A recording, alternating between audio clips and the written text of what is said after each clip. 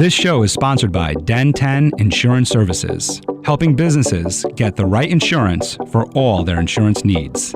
Visit den10.io to get a quote. DENTEN.io. And remember, when you buy an insurance policy from Den 10, you're giving back on a global scale.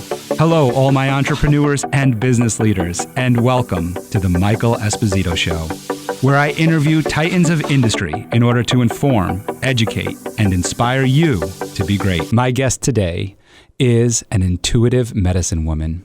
She uses her intuition to connect with and tap into your body, mind, and spirit to find the root cause of your symptoms and recommend a way forward for you. Her intuition works in different ways. Sometimes she sees visions. Sometimes she feels things in my body or in your body about what's going on. Sometimes she hears things, feels other people's emotions, or have a knowing. And sometimes it's a combination of these. Today, we'll find out more about these intuitions and how she started her journey as an intuitive medicine woman. Please welcome my guest, Muneeza Ahmed. Welcome. Thank you so much for that introduction and for having me on the show today, Michael. It's an honor and a pleasure to be here. Well, I'm excited to have you on because I want to know what's going on in my body. I want to learn all about this. This is really cool. Intuitive medicine is it's like I think about the Chinese proverb of, when a student is ready, the teacher will appear. And I feel like I am ready to learn about this because I've been really in tune with my body. I know my listeners have been hearing me speak a lot about my meditation and how I've been really in tune with that and listening to, what's happening around me and internally and following those internal voices. And then more recently, I started intermittent fasting and I started fasting more. And that's also really gotten me even more connected with myself because when I've done a 48-hour fast, I've noticed this real stillness and this calmness, and I could start feeling things happening internally, which I didn't feel before. And now I have you on where it's all this other stuff happening that I'm going to learn about. So I'm so excited to learn what you do and how you do it. Well, I'm excited to share. You get me to talk about my favorite topic, and that's I'm there.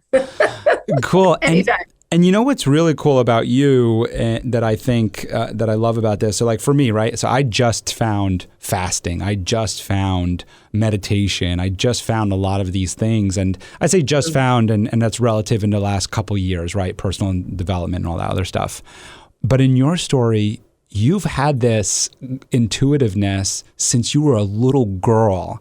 And so if we can, I would love for us to just go back into time, paint a picture as to where you are, because it wasn't here in the U.S., and I love that part too, and I want you to share that with everyone. Paint a picture of where you are, what it was like growing up, and when these intuitions started coming up for you. Oh gosh, that's no one's ever actually asked me that before about my intuitive journey as a child. So this is a first, which I'm excited to share because there is a whole story about what I experienced as a child. And so my first inkling into my intuition, I know that was happening before this age. So I was probably around 11, where I had this dream, and it was a very clear dream. And it was like a video playing it before my eyes. And the video is basically showing me that a teacher comes up to me in the classroom and tells me, you were first in your class for this subject or whatever it was. And I remember, I woke up, I remembered the dream clearly. And the next day, it's school day. I'm going to school. I sit down at my desk, and the whole scenario that I had in my dream literally played out in front of me. And I remember sitting at my desk, kind of stunned. I'm like, I saw that in my dream this morning. And oh my God, did that just happen? And I remember actually pinching myself. Am I awake or am I still in a dream? Right. And I just kind of forgot about it. And I came home And I said to my mom, I had this dream, and I told her that I came first in the subject at school. And she was like, oh, yay. I said, but mom, before I went to school, I actually saw this in a dream. And so she wasn't surprised or, whatever. She goes, really? She goes, your grandfather gets dreams like that. I'm like, oh. So that was my first awareness that my grandfather also was intuitive, highly intuitive, which I then started to see more of in my life as I grew up. But these dreams like this started to happen to me a lot when I was in my early teens. And before that, as a younger child, I was always afraid of the dark. I remember it's not necessarily as much so I lived in Kuwait. I actually grew up there. I spent 14 years in Kuwait before the Gulf War happened, and the first Gulf War happened, and we had to leave, or we ended up leaving right before, and my father followed. So there's a whole story there. But I remember as a little girl, I'd spend my time between Kuwait and Karachi, where I was born in Pakistan. And at my grandparents' house in the evenings, I would always feel afraid. And I always had a sense of I felt like someone was there, and I couldn't put words to it because everybody said, oh, kids are just afraid of the dark, or it's just a kid thing. I'm like, okay, I'm a kid, I'm afraid of the dark. But I always felt like there was someone there. And as I grew older, and now like in my 20s, 30s, I do have the ability to sense whether there's a spirit around or there's a soul around from, someone. And I know this sounds scary to people. I know that it sounds weird, but it's the truth of my journey. And, I don't choose to connect with spirits on the other side. I know I can feel them around me, but I don't choose to connect that. And I don't like to go there. That's just me personally. I like to focus my energy and my intuition on just what's in front of me. When, I have I say to God all the time, I'm like, there's enough work to do with the physical bodies around me that I don't need to work with those who are not here anymore, or those other spirits are out there. I know some people love to work with that. I don't. So I focus on those who are in front of me, and that's where my intuition kind of opens up more.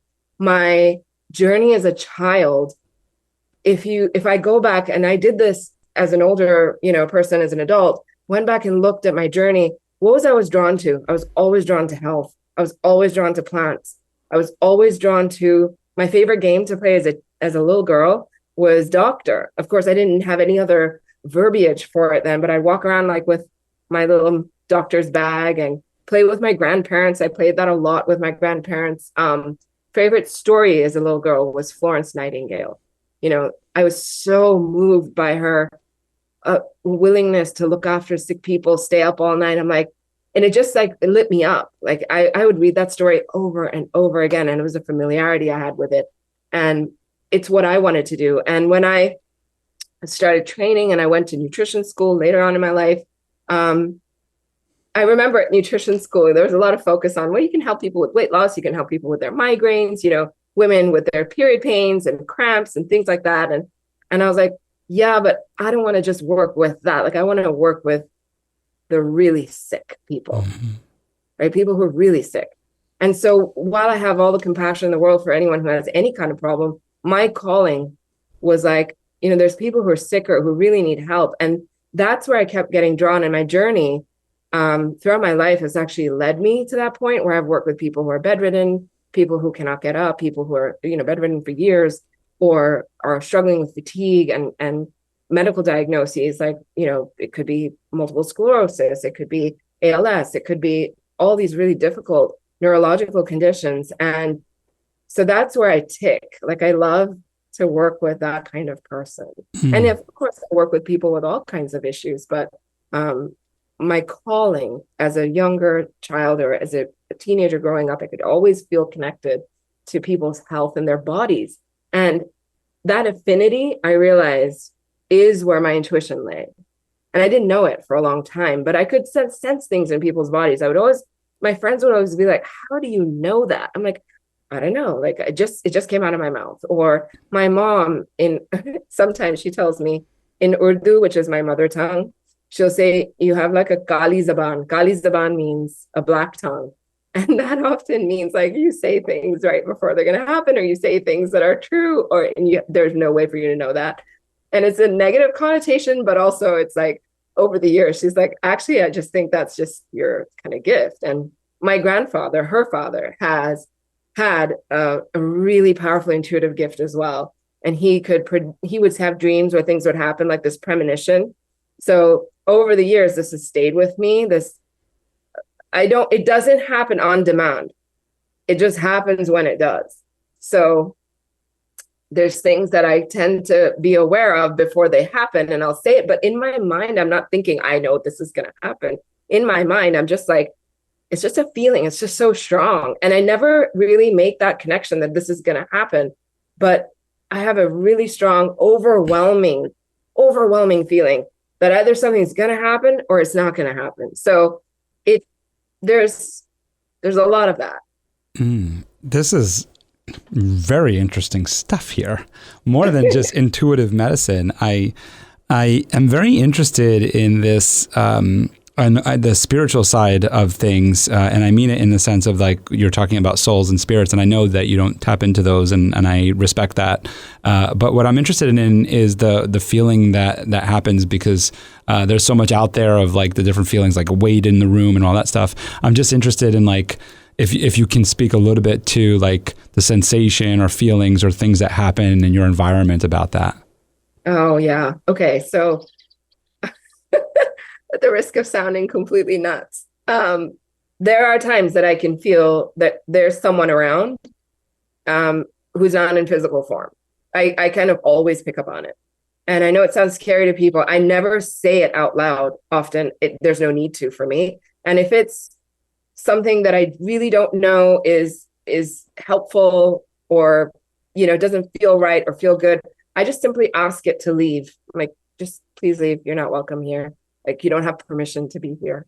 We are sovereign beings. We are completely sovereign. So whatever we say, we have sovereignty over. We have choice. We have power over it. So and very polite. It's not a fight. It's not anything like that. But that comes up for me probably the most in that realm. It's like I'll feel something and I'm like, it doesn't feel quite right.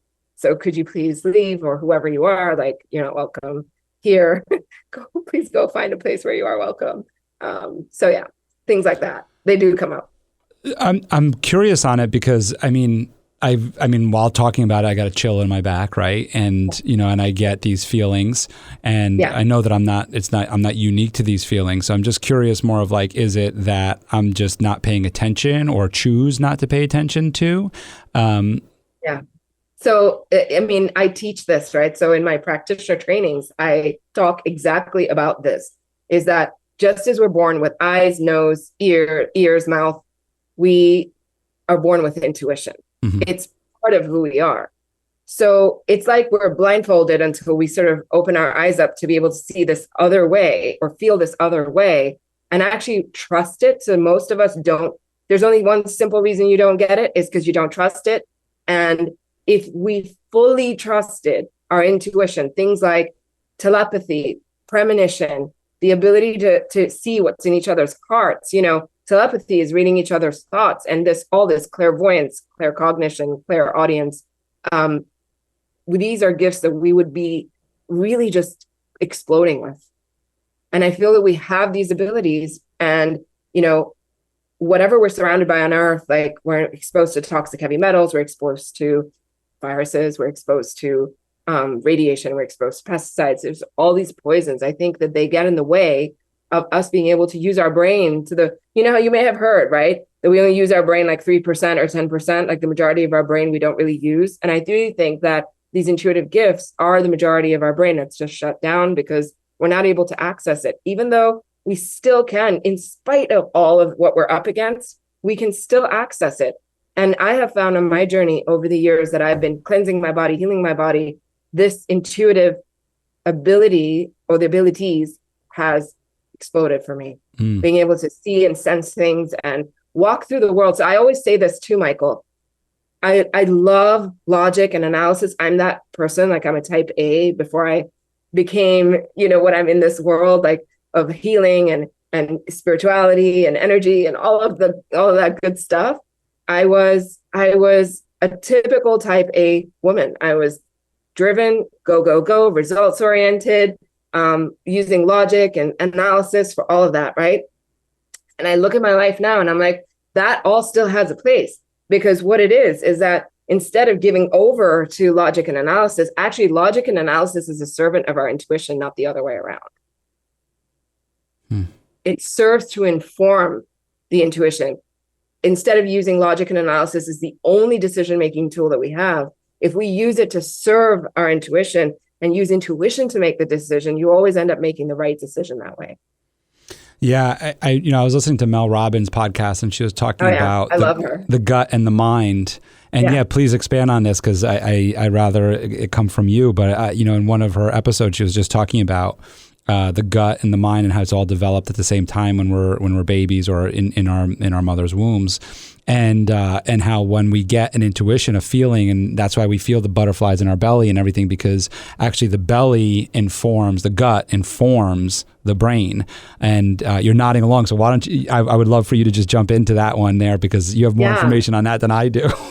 Well, I think that there is definitely, in our vernacular, we have words like gut instinct or a gut feeling or a gut knowing, right? You can even recognize that it is emanating from the gut. So there are nerves in our gut. There are nerves. So the nervous system, the human nervous system, is the fulcrum between our reality here on the earthly plane and the unseen realm. That's what I like to call it. It's unseen. It's not visible to the naked eye in a physical form, but it's unseen. So it can take whatever form it is.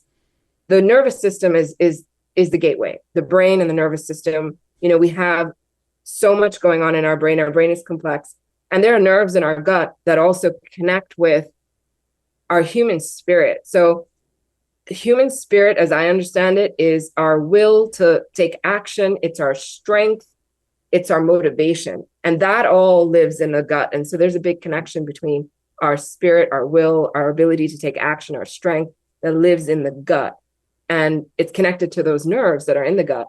And while that informs our intuition, I believe that there are also lots of just nerves, and our brain itself has the ability to intuit regardless of the gut. So there's different ways. Our heart has another opening, right? Our heart is like is our direction, our compass. And so the word compass is in compassion.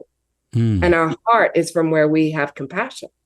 And because compassion is our ultimate course corrector, it's our guide, it's the direction that we take in life. And then our soul lives in the brain. This is medical medium information, actually. So the soul lives in the brain. And you can see how people say, right, your eyes are the windows to your soul. Well, guess what? Your brain is right behind your eyes. Right? We have this evidence. So I believe that there's all these parts of us help our intuition. The gut is definitely a part of it, but that's not the only part. Where does all this play into religion? I'm curious on that. And I'm curious on that because you mentioned God before, but I also feel like a lot of what you're talking about is not just religion based. And so I'm interested in your thoughts on that. Yeah, I think that, so I believe that a lot of, I don't think this conflicts with religion. I'm Muslim, so I come from a Muslim background. I know Christians, Jewish people, Buddhists, Hindus, people from all sort of religious backgrounds. And I don't think that this necessarily conflicts. And in coming into intuition as well, I don't think it conflicts. I think there's an understanding that we're supposed to seek God. I mean, I think most of us do, don't we? We seek it in some way, shape, or form. And if you're an atheist, you end up rejecting it. And you're like, okay, I don't believe in that. But to reject it, you have to seek it first. So everyone, I think, goes on some sort of a journey to ask where they come from or who they are. And I think it's just part of how we are as humans. Like many people, not everybody, but many people believe in a higher power, in a creator, in God, in universe, in light, in nature, or whatever they want to call that power, right? And I believe we're wired to it. That's why everyone seeks it. Whether you accept it or reject it or whatever form is acceptable to you, we still seek it. It's part of the human condition. And I believe we're wired. So there is that intuition that we have that everyone's born with, is that direct connection to God. I call it God. But I believe there's a connection to something higher, that we believe that there's something greater, something out there that created us. And every human seeks it.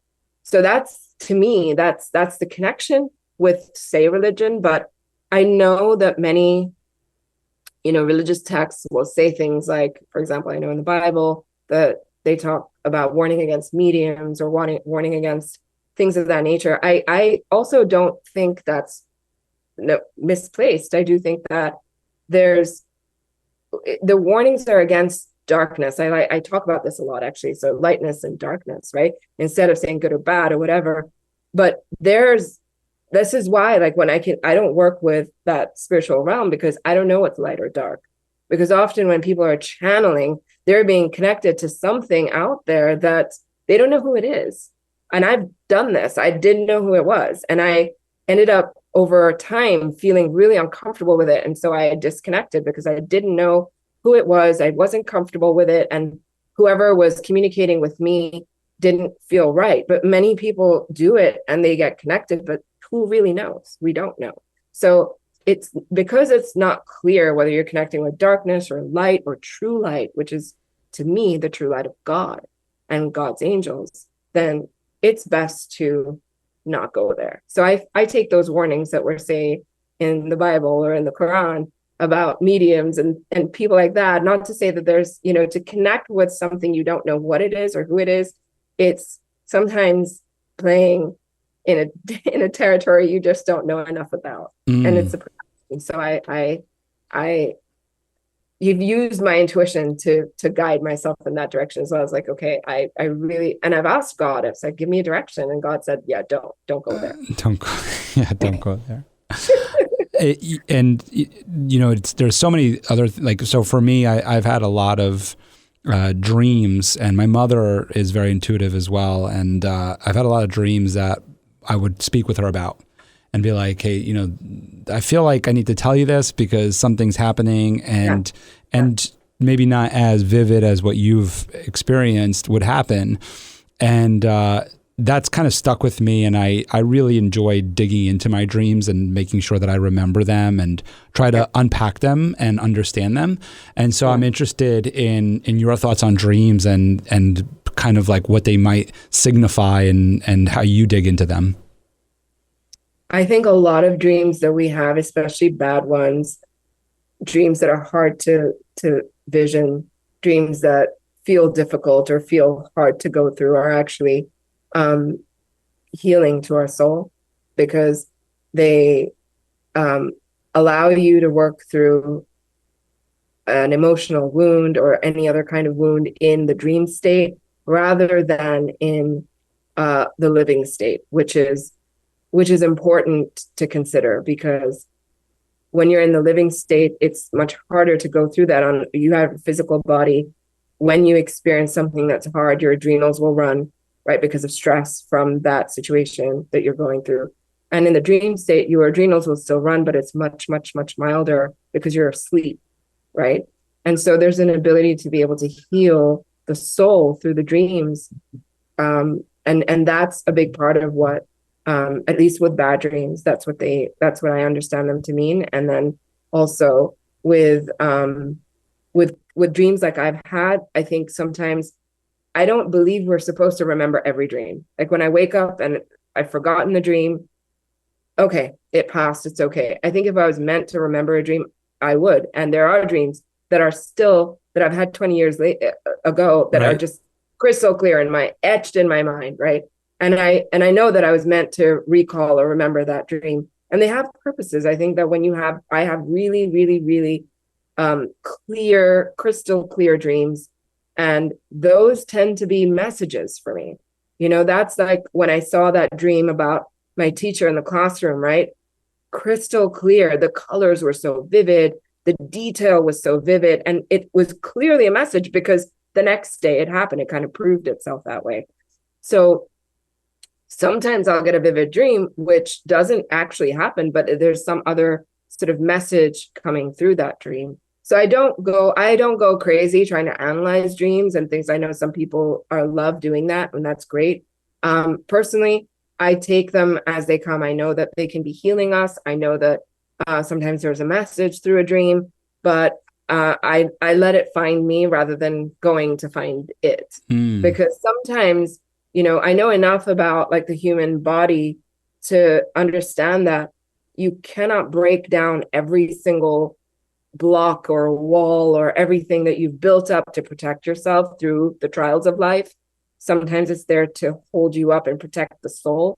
And if you break down the walls too quickly or you go in where you're not supposed to, you could actually do more damage. And you want to be careful with that. So I take a really, really gentle approach to health and healing, because I believe small, consistent changes work best, especially for those who are really sick.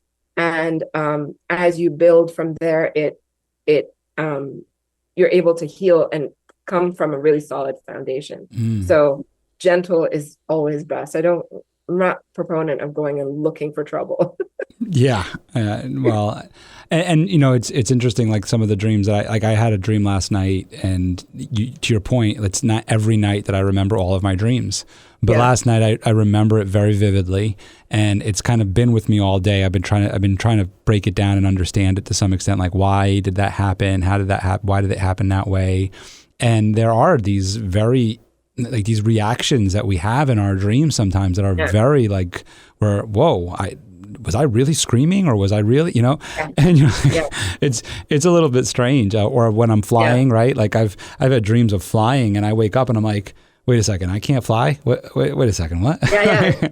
I mean, I really do think like if you're dreaming of flying, I think your soul, kind of takes flight. It's like I don't think our brain is not shut down when we're asleep. We're so very much operational. There's dreams that people have. I used to have this recurring dream as a kid that I was running away from a situation, and it kept getting caught up with me, and I could never quite make it away. And then every time it got so close, I'd wake up, right? And I know from what I've learned so far is that sometimes you have like heavy metals in the brain. Toxic heavy metals can be, they're big in many people's brains. We all have a little bit of them. Some people have more, some people have less. But if it's in a part of your brain where you're dreaming and a signal, like a nerve signal is trying to get through and it's not getting through, there could be a toxic heavy metal in the way of that, which is, that's what that indicates, not being able to run away from that. It's just so fascinating and interesting to learn. It is, yeah, and I want to learn a lot more. I just want to stay with your history a little bit longer, just because it's definitely unique to my show. I don't always get someone coming in from Kuwait, and with your background, and especially with experience in the Gulf War. And so I'm just a little bit, I don't want to dig too deep in terms of this, because I'm sure it can go down an emotional path for you, and I don't want to go that far into it. But I am just curious more of life growing up in the Middle East throughout, through the Gulf Wars, and what that experience was like for you. And if you can just share that with me, because I am curious about it, about your life. Yeah, absolutely. Well, growing up in the Middle East was actually a beautiful, beautiful childhood. I mean, it was safe. It was comfortable. My parents, my dad worked he was a mechanical engineer. He had a job at one of the oil refineries. He was a mechanic, and he would go in and check all the oil wells and do all of that. So he had a salary job, but it was comfortable, and he, it was just a nice life. I remember it was just a happy life. And that was my childhood. So that was in Kuwait. And then when the Gulf War happened, it was August 2nd, 1990. And my youngest sister, my baby sister, had just been born maybe a couple of weeks before that. And we ended up flying to Pakistan so she could come and see the family and all of that. So while we left July 31st and August 2nd, the invasion happened, my father was there. And that was a very, very emotional time, because we lost contact with him for a while. And eventually, of course, he made it back. And I feel like my dad could probably write a few books on that. Um, but it was a big story around that, and he finally made it back. And I remember, so you talk about intuition, right? Everybody was worried that something had happened to him because they were starting to bomb and they were starting to do things, and we lost contact. And every time I prayed, I had such confirmation he was okay. Every single time I'd go to my mom and I'm like, Dad's okay. And and my grandfather would say the same thing. We'd pray together, actually. And he would say the same thing. Everybody else would be so worried. And I remember being so calm. I was 14 years old. Mm. And I just knew in my bones he was okay. Mm. It's like a knowing, like another example of that in real life. Like I could be crying, I could be bawling, but in my heart, I was so calm. My mom always also mentioned, she's like, you were always so calm. And she said I would help her feel calm. Um, and yeah, and so when he finally made it back, we were just obviously overjoyed to see him and have him back. And then after that, we moved, we were a year in Pakistan, and then we moved to Oman. So Muscat, Oman, which is south of Saudi Arabia and south of the UAE. Spent about 9 years there, went to school there. Again, it was just a beautiful place to live and grow up. And I started working while I was there. So I graduated high school. I started working, and then after that, we moved to UAE. So I was in the UAE for 2.5 years before I went to London to do my graduate studies, and then I had met my husband already in the UAE, and then we went home, got married, and I moved to the US. So that's sort of like the history of my childhood. I would say, though, that in the workplace, when I started working, is when I started to notice things like, well, I was like the only professional woman in the office at the time. And it was hard for people to take me seriously. I really felt like that was a struggle when I was young. And then I looked younger than my age too, because I remember being 18, starting this job, and people would ask me, like, are you 14 years old? I'm like, no. And I was in those countries, you could actually work study at the same time. So I studied to become a chartered accountant from the UK, and you had to work and get your hours, sort of like the US equivalent of a CPA, but it's just a different system and how it works over there. So I did that, and but that's where I noticed like the disparities between women and men, especially in the workplace. I didn't really experience that as much growing up, but like I think my family was just I come from a family of four girls or four sisters, and there was no difference between the guy cousins and us. Everybody treated us the same. It wasn't like our family was very, very loving and open, and there was no disparity that way. But when I came into the workplace is when the disparity started to hit me really hard. Like, wow, I was paid less than the others. I was, even the male interns who were there, who started off with me, were paid more than I was paid. So I remember graduating at the top of my class for my chartered accountancy program. I actually won the bronze medal worldwide, and the guy who graduated with me, who barely passed his exams, got promoted to an associate manager, and I didn't get a promotion. So it was just like that kind of thing would hit me a little bit over there. But that, I would say, if there was a downside, that's one of them. But mostly, I never really felt it. Any kind of difficulty living out there. I really enjoyed my life out there when I was there. And I mean, while we're on the topic of adversity and dealing with adversity and being the only woman, and of course, being Muslim and being from the Middle East, I'm sure you might have dealt with some adversity with that. I bring this up right now only because I think about our listeners, our audience, and if there's somebody out there struggling with some sort of adversity, whatever we want to call it. And so I would be remiss if I didn't ask you on how you might have dealt with those situations, and maybe using your intuition to be able to work through them. Any tools or tricks that you were able to pull up to be able to get through it. Well, I was obviously living in the Middle East. I was never discriminated against for being Muslim, because those countries are Muslim countries. Sure. If there was any discrimination, it was really only because I was a woman, really. But when I came to the US, and to England, when I was there, I have to tell you, I have had I've been lucky. I have very few experiences in my life where people have discriminated against me because I've had that a little bit as a woman, but really in the US, never as a woman, never as a Muslim, never as a person of color, which I didn't even know that was a term till like 10 years ago. But I was already living here for 10 years and someone said to me, I see you as a woman of color. I'm like, really? Like, oh, it never just even occurred to me. It wasn't even in my vernacular. It wasn't even in my thoughts. So I felt very respected when I started working here in the United States. There was equality of pay. There was like all these little things that I had never seen before were there. And also I would say that here I was probably more respected for my abilities, for my work, for my merit, than I was ever in the Middle East. And could you speak to then how this respect might have also helped bring your career to where it is today?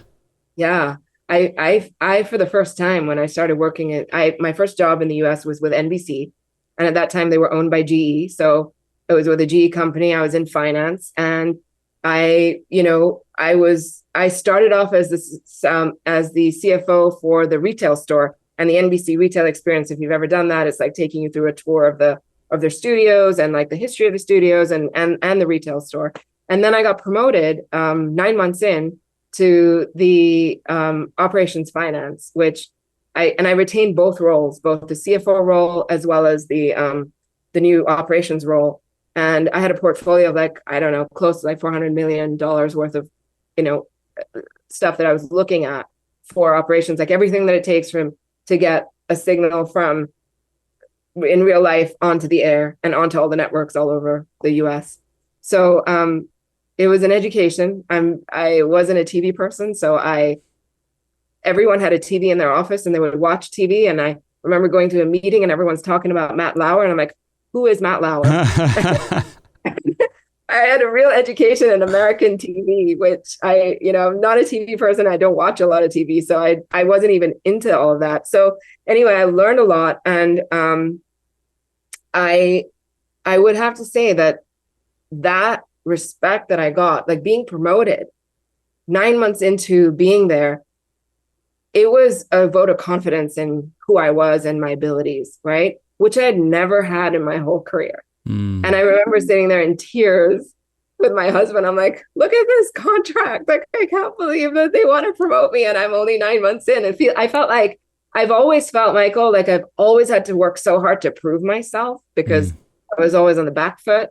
And being a woman, being whoever I was, like being Muslim or being a minority or being, any of that, it's like you have to get it right better than everybody else for them to even mildly believe in you or trust you. And what happened when I moved here was that kind of melted away a little bit. Like I felt like the pressure lifted because I was being respected for what I was bringing to the table, regardless of who I was. And I have to say that, many people here still feel that there's not enough equality or there's still problems here in America. And I'm going to tell you, if you lived abroad and you've lived in other countries, you will get the most respect, even if it's not perfect.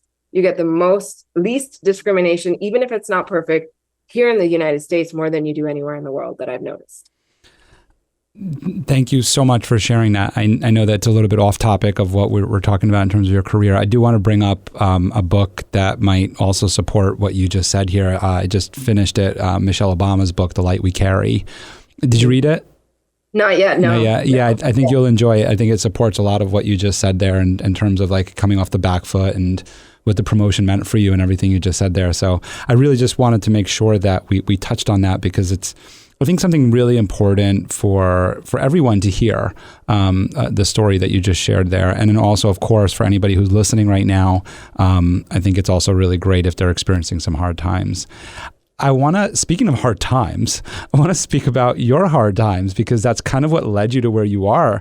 And I kind of want to read off this list that you have right on your website of some of the things that you ended up dealing with of chronic fatigue and neurological fatigue, migraines, chronic pain, asthma, tinnitus, severe, all sorts of different things that I'm actually uncomfortable saying out loud, to be honest. I'm not going to lie. I certainly got, as I was reading the list, I was just like, wait a second, am I really going to say that? I guess not. I'll leave that for you to say. But all of these symptoms, some of them you ended up dealing with and having yourself.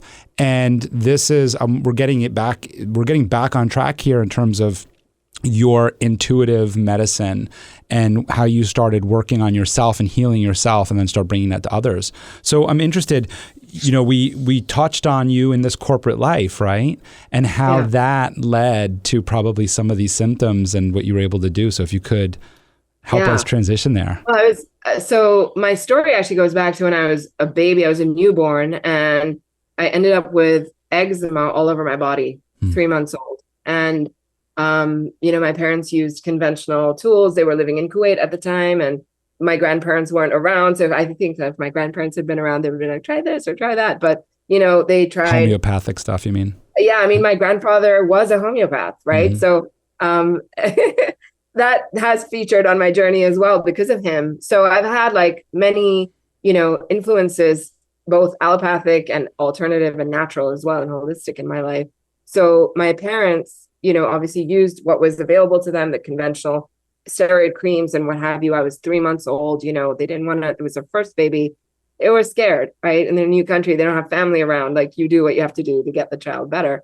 And then after that, at around, close to like 3 months old, older than 3 years old, I started to develop over this time chest infections and just multiple like use of antibiotics for every kind of infection I had. I ended up with tuberculosis at 3 and then severe asthma at 6 years old, and like literally doubled over, can't breathe, struggling to breathe, needed the puffs, needed inhalers, needed to rush to the hospital for a nebulizer treatment and all of that.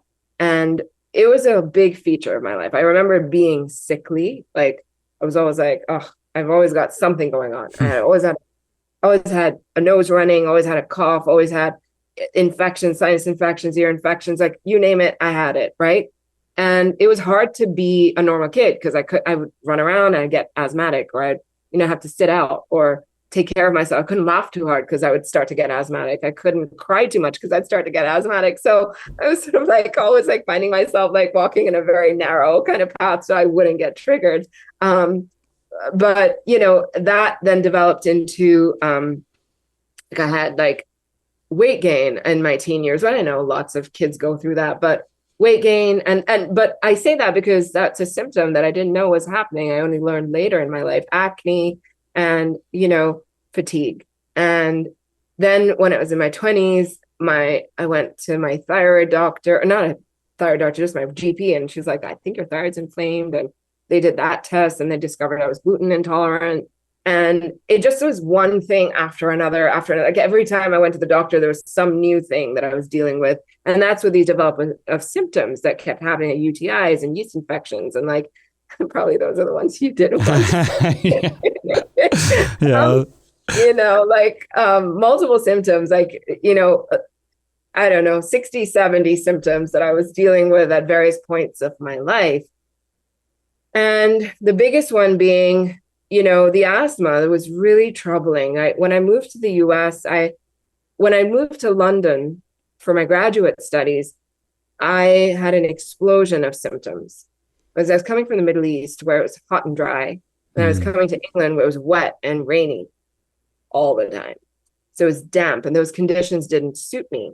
So I ended up with more symptoms, more needing to rush to the hospital or the clinics there, trying to get support. Went back on antibiotics, which I wanted to not do, but I couldn't help because I was at school and I needed to get through school. So I did that. And then when I moved to the US, I started to notice even more symptoms were coming up. Like I would have random allergic symptoms. Walking outside, half my face would blow up.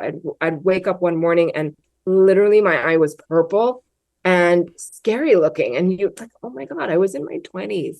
I was newly married in my 20s, didn't know what was going on. My husband, poor thing, he like called every doctor he found, like the top doctors for all of these things. And I'd go to the top pulmonologist, the allergist's office, like finding these really good doctors who would be like, yeah, my allergist, it's like, I don't know why you're having this. And I'm like, well, I don't know how I'm having this, but you're supposed to know how I am having this. But there were no answers, right? And he said, well, we could do allergy testing and give you allergy shots. So for the second time in my life, I did that. It didn't help at all. I ended up, I ended up becoming so fatigued and sick that I had to quit my job. And that's the only reason I think I quit my job, is because I just I couldn't take it anymore. My intuition at that point told me, it was very clear. I was like, I don't think I'm going to work in corporate ever again. And it was hard for me because my career was a big part of who I was.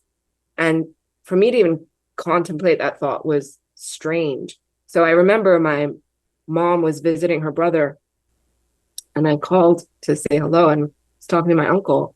And I said, by the way, I've quit my job. And he's like, what do you mean you've quit your job? And he's like calling out to my mom. He's like, did you know she quit her job? And she's like, oh yeah. I said, why didn't you tell me? You've been living here for so long. And she said, oh, because I don't believe it. She's just going through a phase. She's going to go back. And I'm listening to this, and they had a fight because she didn't tell him that I had quit my job, because she didn't believe that it was a real thing. And I remember, and he's like, is this true? You're going to go back? I said, I don't think I'm ever going to go back. And he's like, did you know she's saying she's never going to go back? And these two, they're having a little like squabble over this situation. And finally, when I said to my mom later on, a few months later, I'm like, Mom, I don't think I'm going back. I'd walk past my office, which was in Rock Plaza, and NBC's at Rock Plaza, right? I'd go back there to the city and walk around. And it was just like, I knew. It was just that knowing, which is kind of probably the most powerful form of my intuitive gift. When I know, at the risk of sounding like a know-it-all, Michael, because people have told me that my whole life. It sounds like I know it all, but I'm not trying to be a know-it-all. I just know that this isn't going to happen. And it's such a hard line to walk sometimes, because then you don't want to say it, because then you risk sounding like a know-it-all. Or, my husband and I had a fight as well when we got married, and he wanted to go live in New York City. And I remember saying to him, like, we're never going to live in New York City. He said, you can't make independent decisions. We're together now. We're a couple. We need to make these decisions together. I'm like, oh, right. Okay. So I said, what do you want to do? What do you want to do? And he's like, well, we should go look at apartments. I'm like, okay. But okay. And we did, like, we looked at maybe 80 apartments. And we came out of a week of looking at apartments. And he's like, I don't think I want to live in New York City. I'm like, yeah, I kind of knew that, right? And there's been so many instances where I can tell you, like, he's like planning to go somewhere for work. I'm like, that's never going to happen.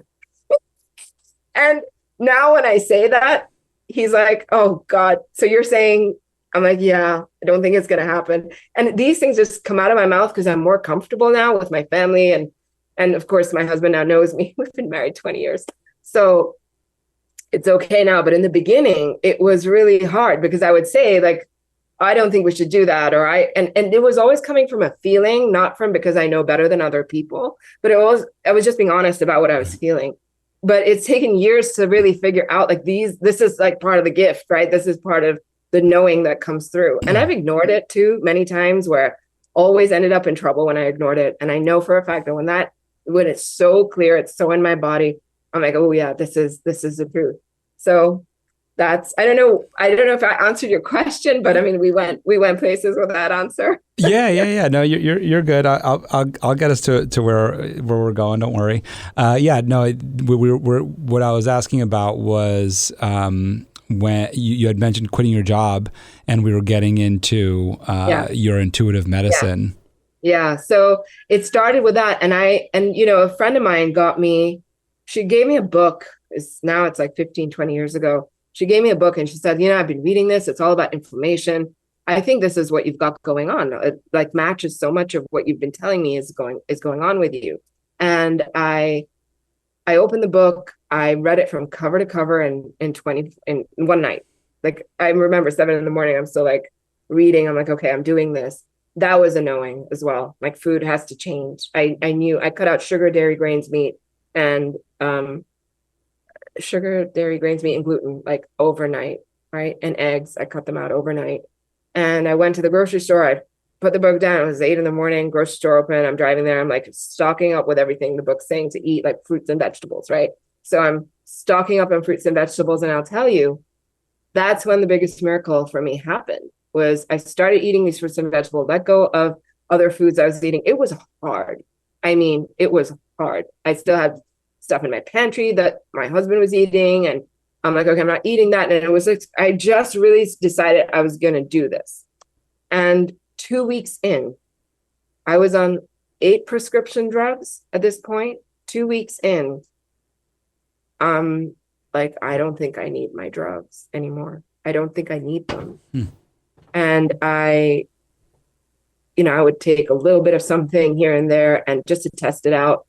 But I was feeling so much better. I started to have clarity of thought. I started to have energy back. I started to feel alive again in some way. I started to feel like I could breathe easy. My breathing improved. That was like such, the feeling of, because I don't know if you're ever, have you ever been in a situation where you couldn't breathe, or it's hard to breathe, or it's really stressful when you can't breathe. I lived with this from a young kid. So when something opened up for me for the first time in my life, I felt this ease with breathing. I cried. I was like, oh, is this what it feels like to breathe easy? Like breathe more. And because you take it for granted, right? Everyone breathes, although you don't think about it. But I thought about my breathing all the time.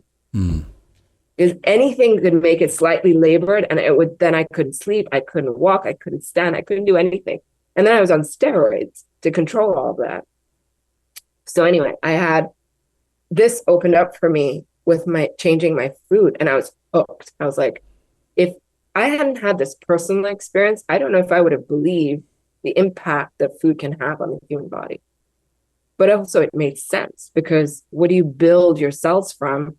They're built from the raw material of what you eat. They're not built from drugs. They're not built from supplements, maybe a little bit, but mostly it's the food that you eat that builds the body. So I started eating cleaner, and I just felt better.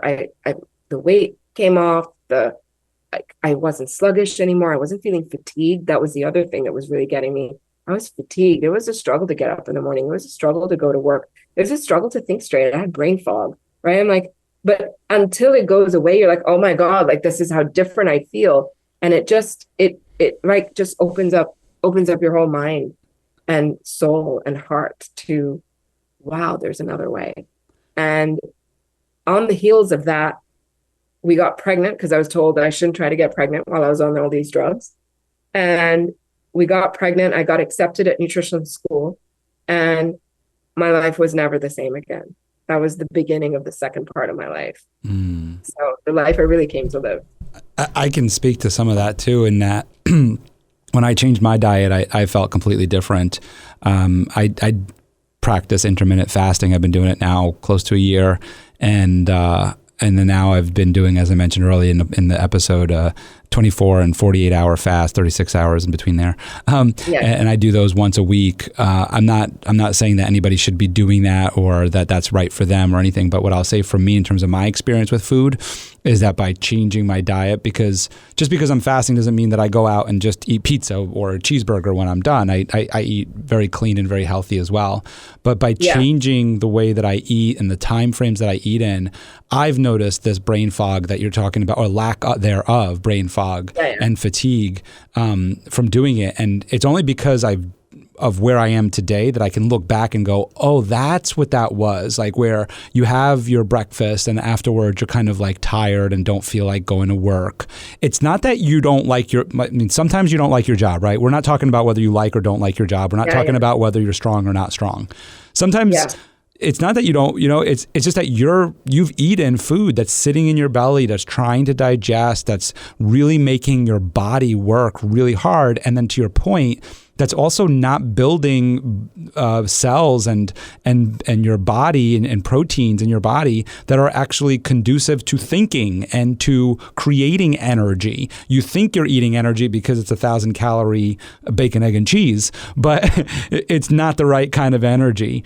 And I've noticed that with lunch, same thing, and everything. And now that I fast, what's interesting is that when I break a fast, I have to be very conscious of how I break my fast. And because the mistake that I've been making and I'm changing is overeating when I break my fast. And then again, when you overeat, you get that sluggishness afterwards, which is not why, I don't fast so that I get sluggish later. I do it so I have energy.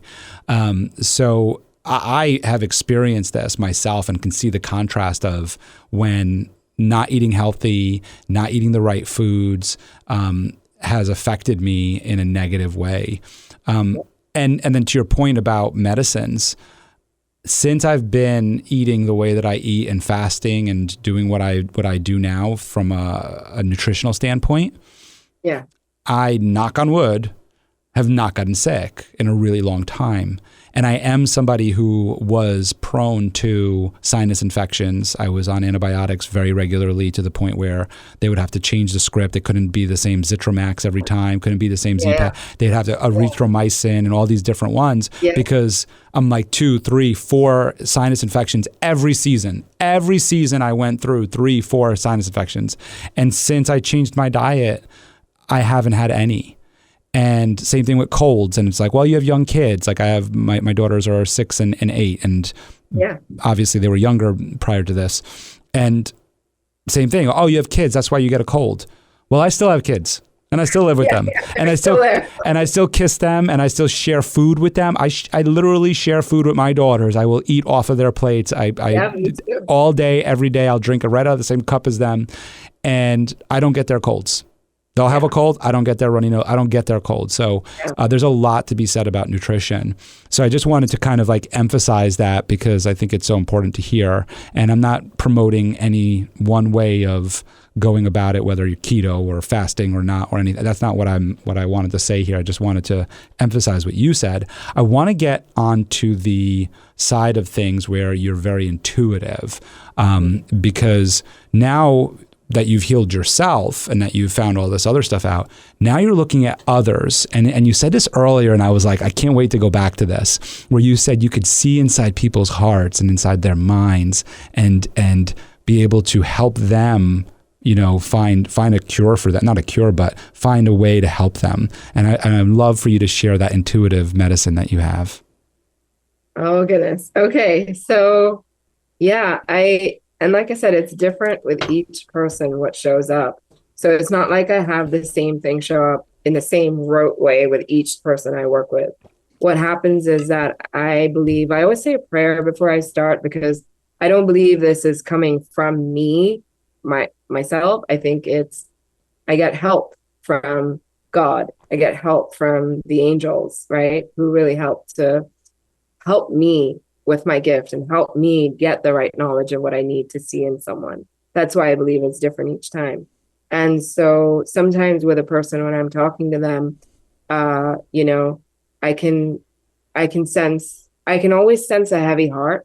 And behind that is either sadness or grief or anger sometimes, or, shame and guilt, some of those bigger emotions. So when I'm talking to someone, that's often something that will come through pretty quickly. Or if someone has a really bright spirit, or if they have if they're, sometimes I can see like this bright color around them. And I'm like, wow, that's your shining spirit. And those people tend to, people have like a zest for life and they're so like open, and you can see those, but you can also see like their heartache and their troubles and what they've been through. So it's not always visual. It's often just, like I've said before, my strongest part of my gift is knowing. And in speaking to people, it just kind of comes through. And it's very hard to describe how. I don't have words for that. All I have is the lived experience of it happening over and over again. So when I'm working with people, I don't ever purport to know anything. I'm always curious and I'm asking questions. But what leads me to a question is my intuition. So for example, I run a membership community and we do live calls, a Q&A every month. And, sometimes I will laser coach, somebody comes on and they have a question. I'm like, well, I just need to know a little bit more. And I'm talking to this one person and she's like, I have this going on and I have this going on. And I just out of the blue, I was like, are you allergic to latex? And she goes, I really am. I'm like, well, and she goes, oh my gosh, do you think that this is related to what I'm dealing with? And I said, I really do think it is. And again, it's like, how would I know? Right. I get amazed by that. It's not like I'm like, oh yeah, I got it. Never. It's sort of like, oh my gosh, it came through. Or sometimes I'm talking to someone and I'm like, what happened when you were 9 years old? And they're like, oh, my dad died. I'm like, oh, okay. It's whisperings and inklings like that seem totally random. And with each person, it's a little different. So when I'm asking questions, like with some people, I'm like, oh, like, because I can sense the kind of virus that kind of could be in someone's body, what type of virus it is. And I'll ask questions. I'm like, so does it feel tingly here? Or do you have pain running down here? Or do you have this or that? That's just me kind of confirming what I think might be going on. So I'll then share a little bit more about, okay, well, I think that you could have XYZ going on. If someone's fatigued, I can always tell. It's like so clear. I'm like, oh, you're like exhausted. I'm like, oh yeah, I know. I'm so tired. Yeah, it comes through in these different ways, and being able to pick up on like toxicity in people or toxic heavy metals or what types of heavy metals. Sometimes I'm not as clear on what exact type it is, but usually I'll know when there's toxic heavy metals that someone's dealing with, or sometimes chemicals, right? Chemicals that they're up against or they've been around or been exposed to.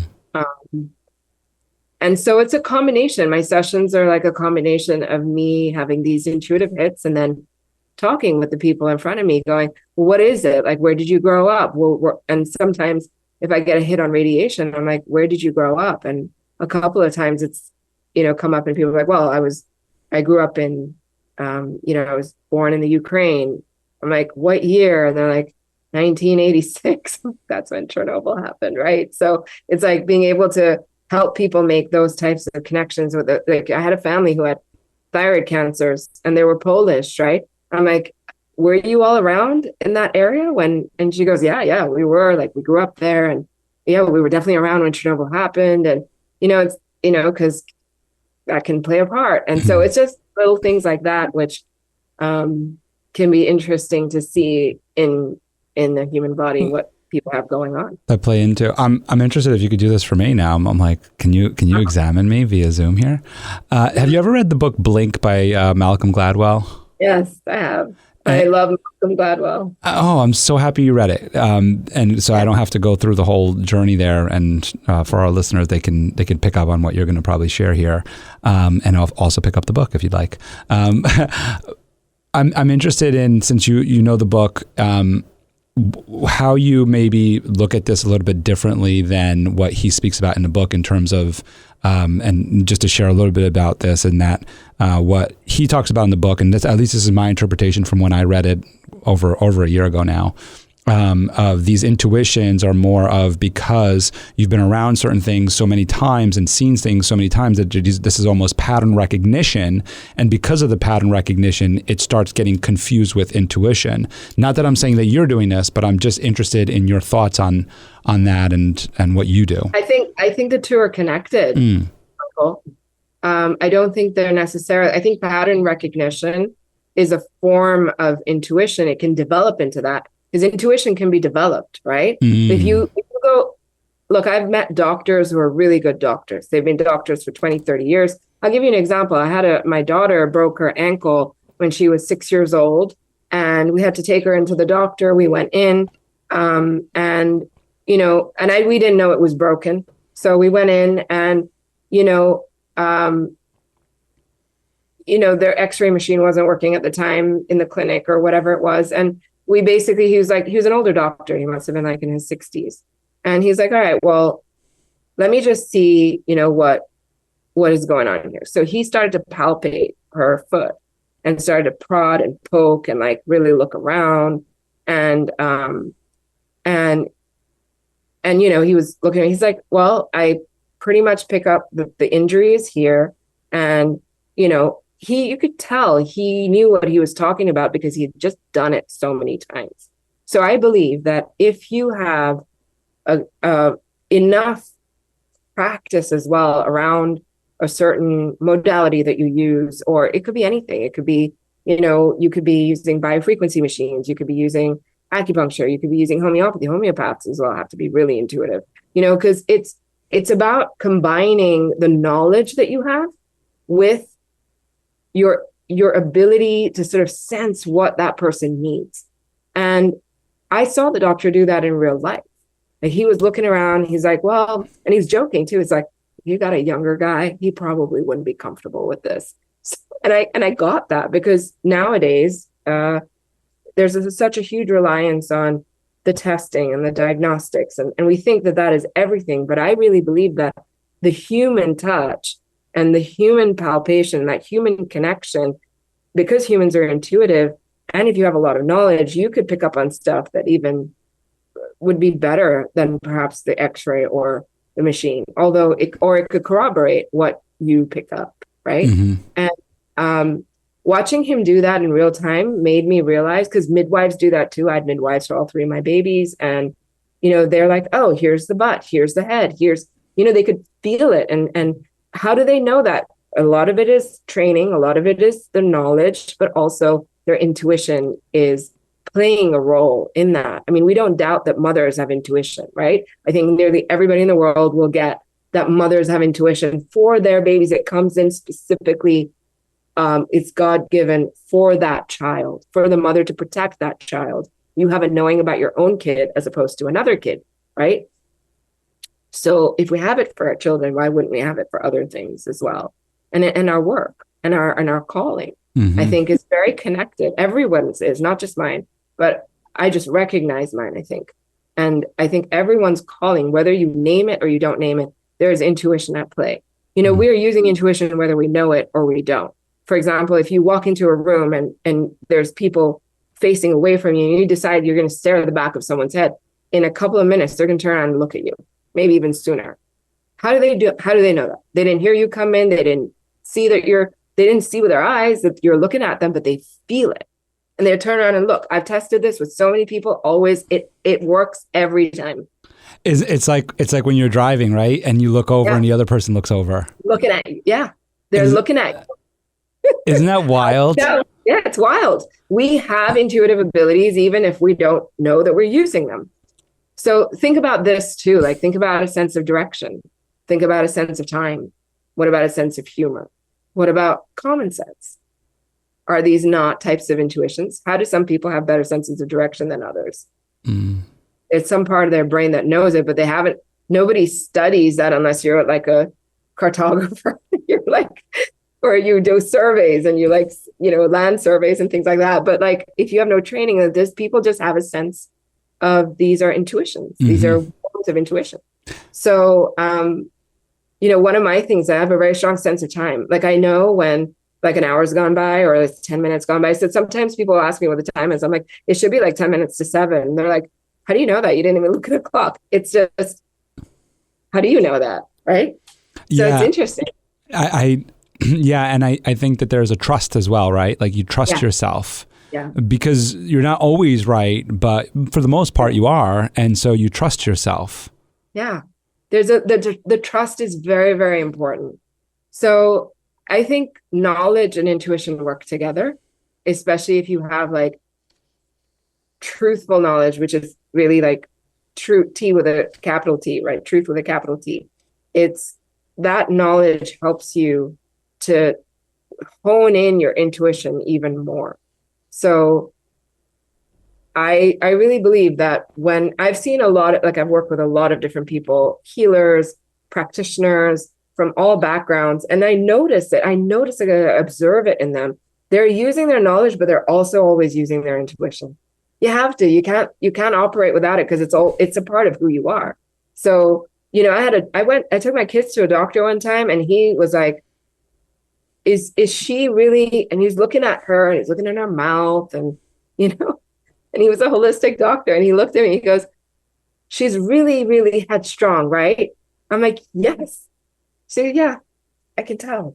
And I was so curious to ask him how you could tell, but he did that with all of my kids, just like figuring out their personalities, their emotional states. Like he could just tell. I'm like, he's so intuitive, right? There's always plays into it, whether you know it or you don't. Even in your work, maybe you're interviewing people all the time. You get a sense of who they are. A sense of where you can push them maybe a little bit more, where you cannot push them. You get a sense of maybe I should not ask that question. How do you know? You know, because your intuition is telling you that. And it's not just pattern recognition. It's that person sitting in front of you that you're connecting with. Right? It could be pattern recognition. You could see similar patterns and that would inform you as well. But maybe in a similar pattern, you could push with one person more than another. But how would you know to do that? Because the pattern's the same, but yet you're making a different decision.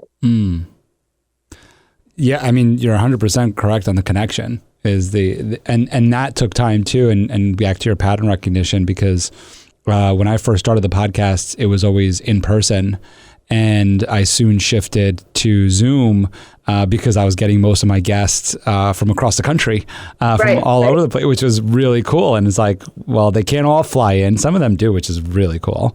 Cool. But it shifted to where I do a lot of Zoom interviews now. And at first, you're right, that pattern recognition was really hard in that I was so used to face-to-face and picking up on these little subtleties face-to-face that in the beginning, when I first was doing these Zoom interviews, I wasn't able to pick up on those subtleties. And then as I did it more and more, the Zoom interviews became very natural to me, like even like right now, right? It became much more natural than it was prior. And it has to do with, again, doing it over and over again, and then being able to start picking up on those subtleties through Zoom, which I didn't know before. They were still there, right? The subtleties were there. I just didn't see them. And it was through doing it over and over and over again that I started seeing them. But I wasn't always conscious that I saw them until recently, actually. I've been doing Zoom interviews, so I double book all my Fridays with Zoom interviews. Right. And for the most part, they come from these different PR agencies and your 10X and many others, and it's really wonderful. It's such a blessing. It's so cool to see my podcast go from where I was to where I am today, and it's just so cool. I just want to say this because this is so cool.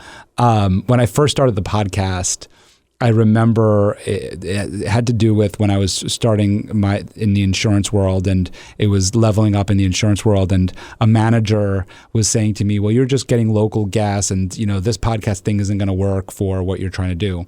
And not that this turned into working for what I was trying to do for that company. I ended up quitting that company anyway.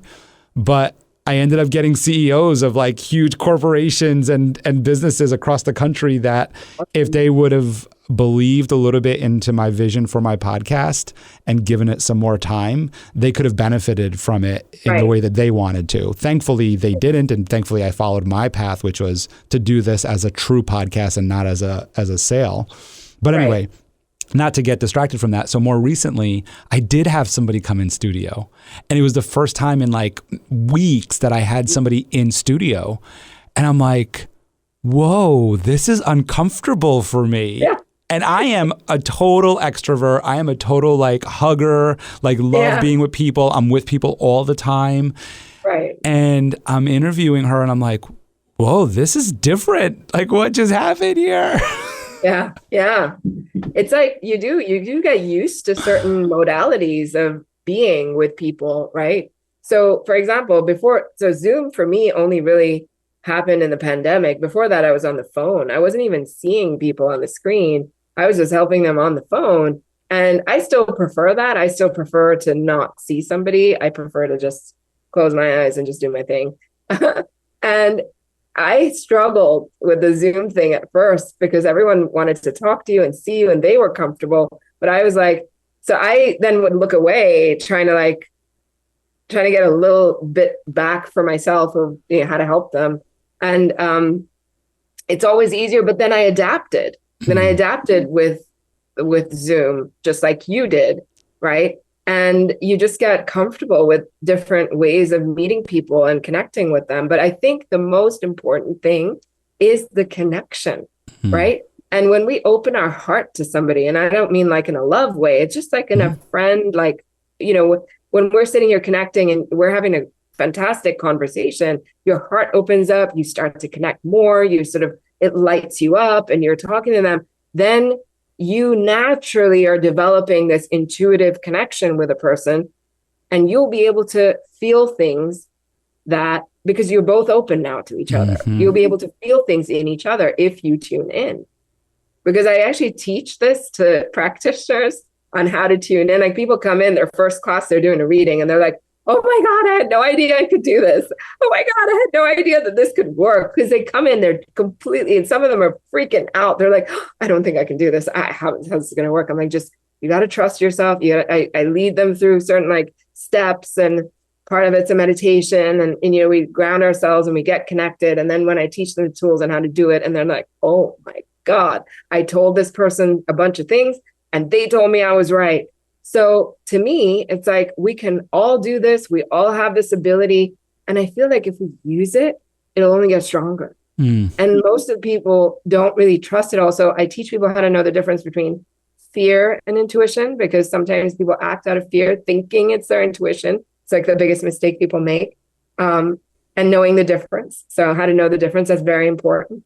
And also cleansing the body. So the more you cleanse the body, the more you'll get the toxic heavy metals out of the body, the more you get. I think about this in terms of like, we can have, our blood could be dirty, because when something's poisoned, right, our blood could be dirty, our brain could be dirty, our livers can be dirty, our organs on the inside can be dirty. And the cleaner you make them, like just think about a window. If you hadn't washed the window in 20 years, it's going to be pretty gunky, right? So as the window is cleaned, the vision and the connection to what's past the window becomes clear. And that's the same thing. Like our body has this ability to connect with our environment and the people in the environment. Think about the connection people have with their animals. Think about the connection people have with their gardens and their plants. We're sentient beings. We're not living in a vacuum. And this ability to connect with each other and our environments is so profound and so part of who we are. And I'm teaching my daughters this, you know, I'm teaching them to listen. Like it took me years of getting hard knocks to figure out that I should just listen to my intuition. So I don't know, they're going to go through their own journeys, but I want them to have the tools and the trust of their intuition to go through their journeys. And I have 3 girls, all 3 very intuitive, and with all 3 having different types of intuition. And we talk about it. It's like a dinner table conversation for us, you know, like, what do you pick up? What do you see? And one of my daughters, she sees colors around people, and she has since she was 2 years old, because, you know, when she would draw, she would like draw these colors around people. And I would say to her, I was like, what is that color? She goes, oh, that's the color you are. You know, mommy, you're like she'd always tell me, mommy, you're purple and turquoise all the time, purple and turquoise. And those are like the colors I see when I close my eyes and meditate. I was just blown away when she told me that, you know, and like you'd ask her, what's your favorite color? And she said, my favorite color is the rainbow. And I'm like, oh, okay. Like, how come? She goes, because all the colors are so beautiful. It's so hard to choose one. And so her teachers would notice it in school too. It's like every time she draws, she's drawing colors around people. Wow. So that's her perception. And children actually have very acute perception. And we don't really pay attention to it because sometimes it's showing up in their drawings, or sometimes it's showing up in the way they act. Or, you know, I had another daughter who would like walk off the bed and she would think she could fly. But this is what she would say. I don't know why I can't fly like the fairies, mommy. And she had this idea that she could fly. But where does that idea come from? Where did that get planted into her head? Right. She was only 2 or 3 years old. Like, we're not blank slates, I think, when we're born. We come in with whatever experiences we've had before, and we remember some of them, we don't remember some of them. It's really interesting if you observe it carefully. If you observe humans, they're intuitive all the time. It's like, you know, people, you know, when you sit like at a cafe and you people watch, I people watch, but I watch for people's like, are they connecting with each other in any way? Are they observing something with each other, but you notice nowadays more and more, like people have their headphones in and their phone in front of them, or they're not connecting. Like you can tell that they're cut off. But when someone's not on their phone or not got headphones in, you watch, like they are interacting with the people around them without even directly interacting with the people around them. It's fascinating. I have a question for you on this with in terms of this. This relates to me, and I always say this to my wife, and I go, it's not my fault.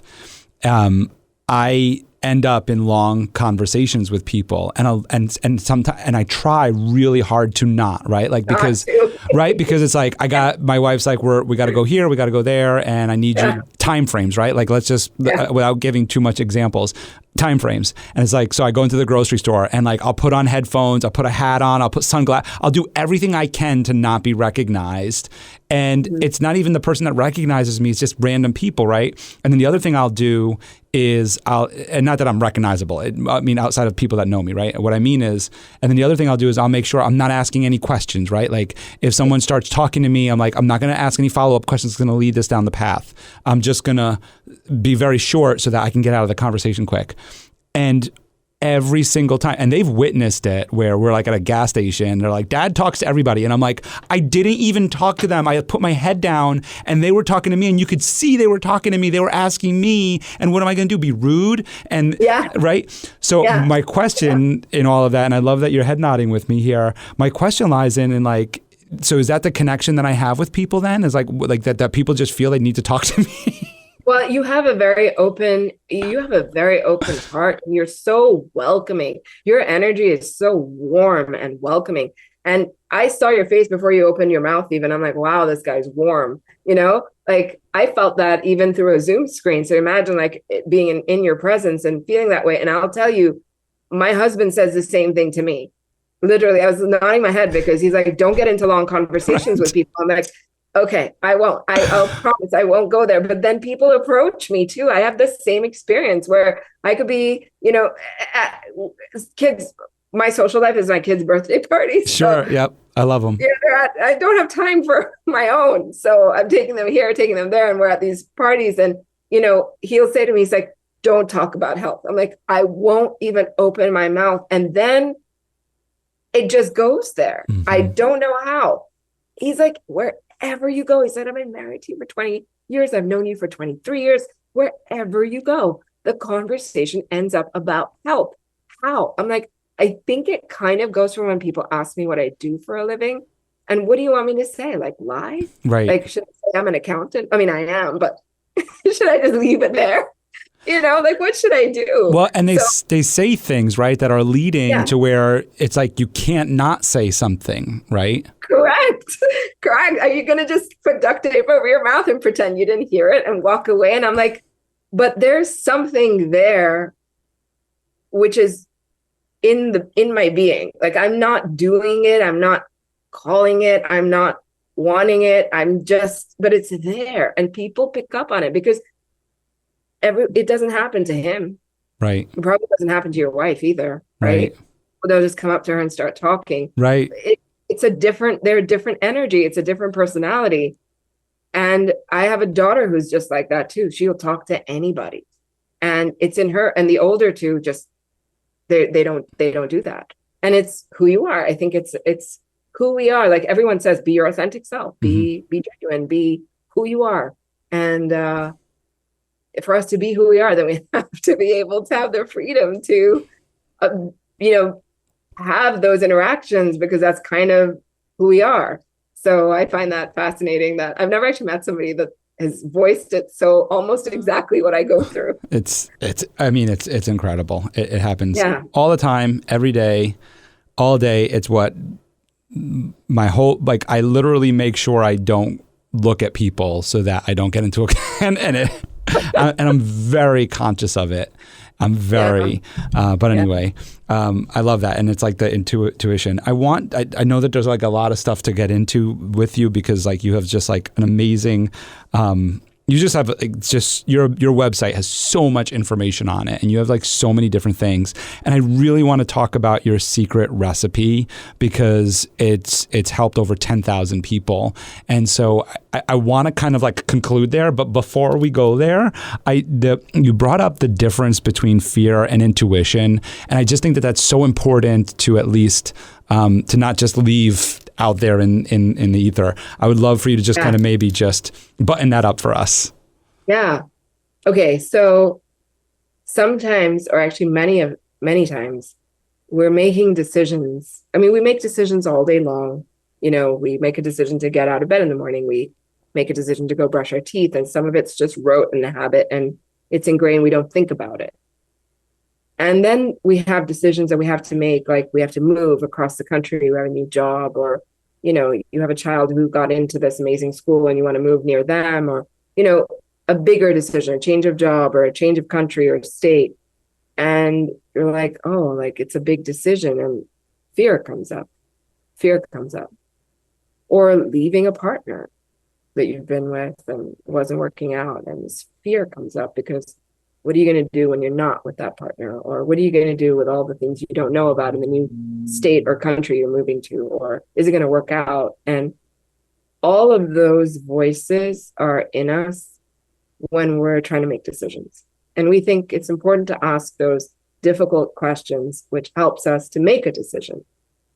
And at the same time, as it's important to ask the question, we also need to be aware more of how fear can come up, like when that heart starts to race or the chest gets tight, or because everything that you experience in your physical realm, in your body, has a sensation in it with your book, that an equivalent sensation. So when you're scared or when you're fearful, your body's going to feel different. If you close your eyes and tune in that feeling, you will pick up on what your body's communicating with you, like what is the sensation showing up. And then when you're happy and joyful, it's different sensations. And then when you're when you're, and so the intuitive space is very peaceful. There's not a lot of noise. It's usually a one-word answer. There's not a lot of talking. There's not a lot of like chatter. It's just like, yeah, peaceful. And I don't think too many people make a decision from that space. They make a decision that's difficult from the other spaces. They can go into the joy, the excitement of it, and they can go into the fear or the wonder of like what's going to happen with it. And it's more than wonder, because wonder is a space. Wonder is that space. Wonder and curiosity is like, ooh, I wonder what will happen. It's like children. They wonder. They're in their imagination. But they're not fearful because life experiences teach us to be fearful, right? So we can, past experiences and things that can happen, we have reference points, benchmarks in our lives that we equate to certain types of feelings and fears that we have experienced before that may be similar. It's coming up now. It triggers that fear. So if you're going to make a decision from fear, it's not likely to be the right one. It could be the right one, but it's not likely most of the time to be the right decision, especially if it would be different than the decision you made when you're feeling really, really kind of chilled and peaceful. And you know how people say, I had this idea when I was brushing my teeth in the morning, or I had this idea in the shower. Right. Why? Because in those moments, you're not actually worried. You're just it's like you're going through the motions, you're going through the thing, but you're not really thinking about anything else. You could be in a really peaceful state. So I think it's really important to be aware of the difference. Sometimes in our mind, we want a certain outcome, but your intuition is actually giving you the opposite answer. And it can be really hard to accept that. I find that very commonly amongst the clients that I work with, where the right decision is something difficult to do, but it's the right decision. But fear will hold them back from making that right decision because it just becomes so big. And I'll have people come on the phone and tell me, oh, I know this is intuitive. This is my intuitive decision. I know. I'm like, if you only weren't so hyper about it, like maybe I'd believe you for a second. Right. And then when people will say to me, I just decided this is what I'm going to do. It feels right. There's not a lot of words around that typically. Yeah. That calmness too, right? It shows. There's this sort of like gentleness, calmness, kind of a knowing, kind of like it's showing up in it's not a lot of noise. That's what I like to say. Either happy excitement or fear or whatever that is. Like there's just a place where there's very little noise. And I believe, so I love Friends, right? I don't know if you've ever watched Friends. The show, of course, yeah. Yeah. So basically, there's this episode where Joey is going to drive across the country to Vegas, and he's taking Phoebe's grandmother's cab, right? And he's trying to decide to take like the northern route or the southern route, and she goes through this Q&A with him. She goes, "You got to answer without thinking. And she goes, "Yes or no, you this or that, yes or no, no thinking." And so she takes him through that, and then she goes north or south, and he goes, "Okay, south or north." I can't remember what he says, but that's exactly the way intuitive decisions come up, the right ones. You know how they also tell you your first instinct's always the right one? Because it's so quick, it's right there. It's before your mind can think about it. Yeah. Right? Because then you think you have that instinct, and then you're like, "Oh, wait, like, what about this? What about that? What about that? What about that?" And then you do that. And then you say, "Okay, now I have to make a decision." But your body already told you the decision because the instinct's so quick. It's usually that first thing that comes through. So if you're trying to make a decision, I would play the Friends game, like Phoebe's game, right? Do the yes or no really, really quickly without thinking, because sometimes you'll get the right answer, Like I think she did that with she was mad at Ross about something. And she's like asking, and he's asking her all these questions. She's like, "Oh yeah, we were ice fishing somewhere." He's like, "I've never done that with you, Phoebe." Oh, she goes, "Oh, that was my dream." Because it wasn't even like she knew the feeling that came from it, but she didn't know where it came from. So that quiz game like kind of pointed it out. It's kind of a fun thing to do if you're trying to make a really difficult decision. Sometimes like play that game, make it fun. I think we get very serious about some of our decision making. We don't make it from a lighthearted place. And that also plays into it. There's like, I don't know how many humans actually know the feeling of peace. Okay, we all pray for peace on earth. Miss Universe is always like, and peace on earth, right? So, but like, how many of us actually know that feeling? And I believe that in addition to the poison and toxins that are in our brains, this like adrenaline and fear also gets in the way of our ability to make good decisions and intuitive ones. I want to also just say, like Lisa Kudrow, Phoebe, my intuitions are telling me that she's your favorite character. She's one of my favorite characters. I think her and Matt LeBlanc. Yeah, Joey. Yeah. So yeah, Joey are my favorite characters. They were both very intuitive characters.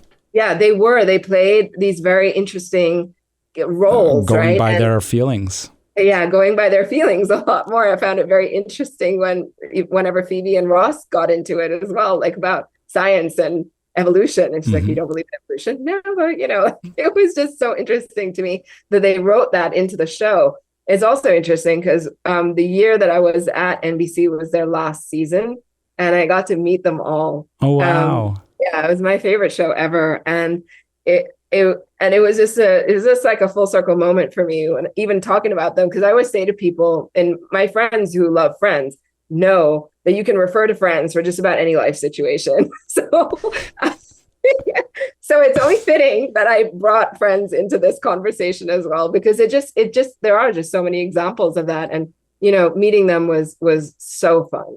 I mean, it was definitely a highlight moment of my life. Well, I think that speaks to the success of the show is that it's because what the writers did and the actors were able to obviously portray is that connection to the human journey, right? Is that they brought this ensemble cast, and each one of them played a role that connected with the human journey in different ways, of me being able to say Phoebe and Joey for you, whereas Ross might be my wife because she's more analytical, right? So, exactly.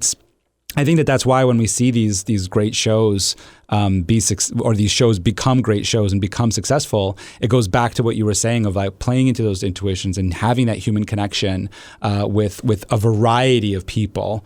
And we see this in so many different places. I am happy you brought up Friends. That was a fun little throwback here. I'm like, I could see Phoebe in the car doing that. I also just want to add to your intuition there of that game.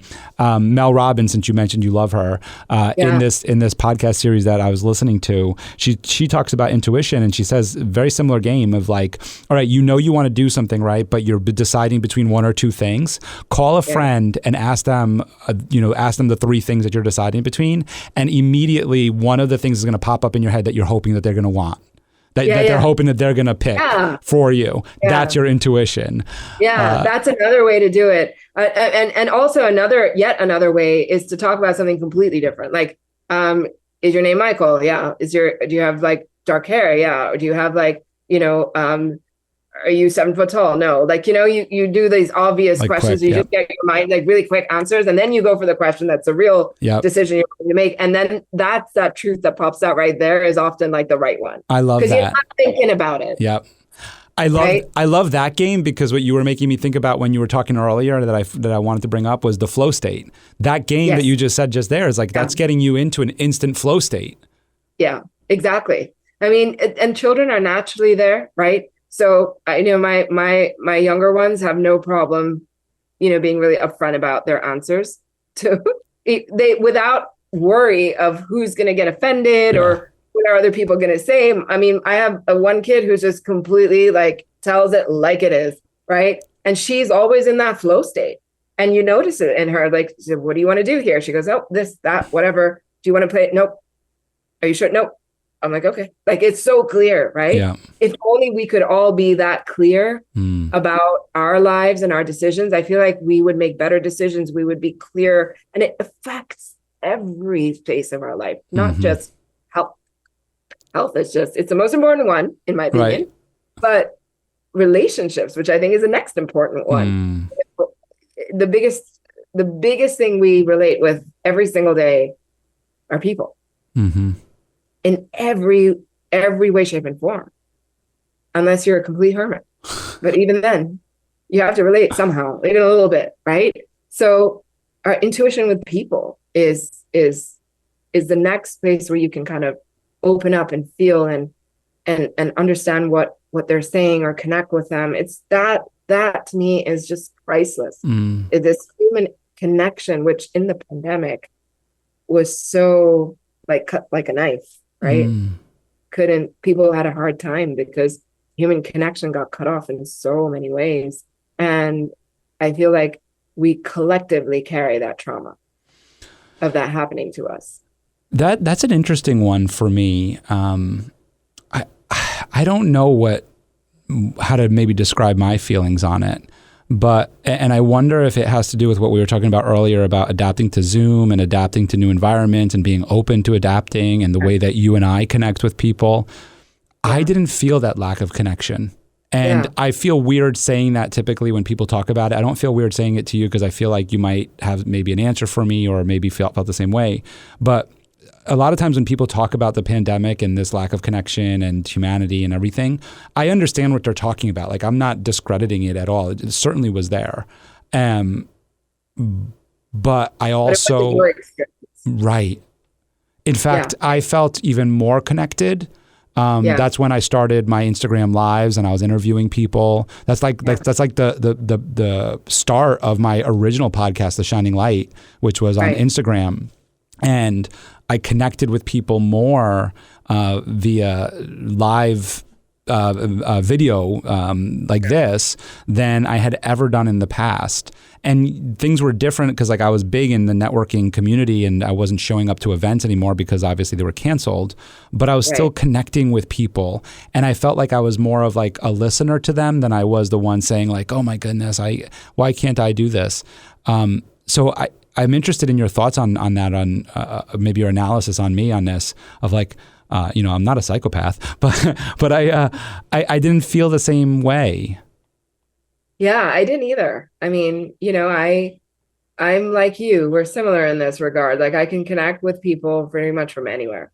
So I realized if I can do it on the phone, and I didn't meet a lot of people anyway, because my work is so busy all day long. I'm literally talking to people all over the world, helping them day in, day out. And so yeah, while I do have certain groups of friends or my very, very close friends that I meet regularly, there wasn't like, I'm not like out there meeting people except for the kids stuff, right? Taking kids here and taking kids wherever I have to go. So I, anyway, was connecting with people on the phone, and then I started doing more on Zoom and connecting more with them. So I didn't really feel this lack of connection, but because being intuitive and working with people with the issues they were facing, so many people felt this lack of connection. Yes. And I would say that because people connect in different ways, right? Some people, it just wasn't working for them through Zoom. So many people were like, I can't do Zoom. I'm sick of Zoom. I've tried Zoom.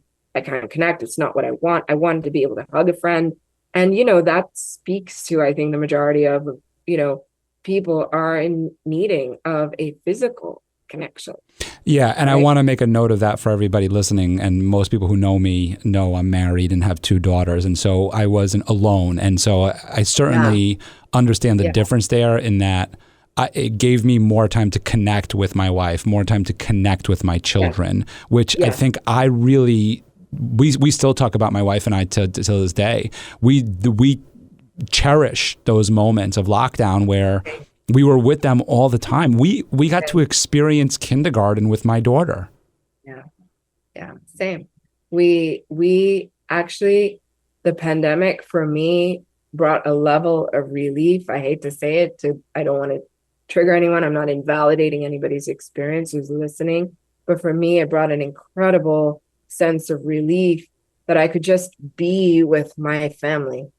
I don't know what it was. It just felt like more connection is correct. More connection with my husband, more connection with my 3 children. We had to work out, all of our household chores in a different way because we're all home now and in each other's space all the time. So it was really interesting that we had to work that out, and we had to work out a lot of things in our home. And I felt like it brought us closer together.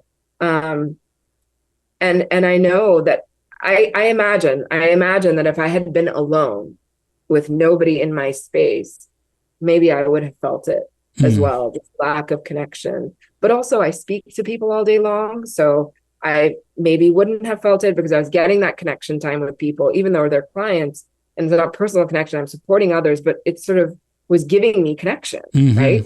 So actually the membership community we run is started in 2020.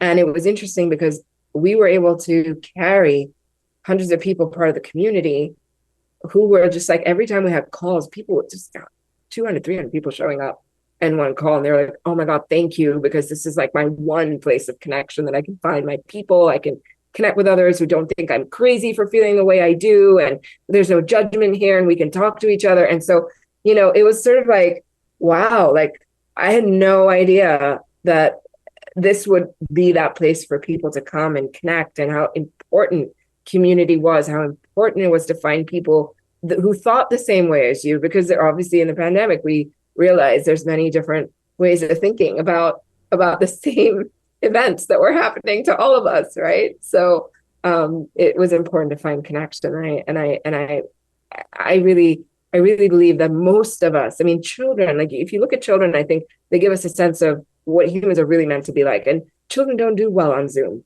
right? They need physical connection. They need physical touch. And I think that most adults do too. And that's what got cut off a lot for people. And you get a sense of people trust physical connection more than they trust Zoom or technology, because this is new. Physical connection has been there from the beginning of time. Right. Yeah. I'm glad that we talked about this, because it is something that I think it's crazy, right? Like it happened, and it impacts us today still.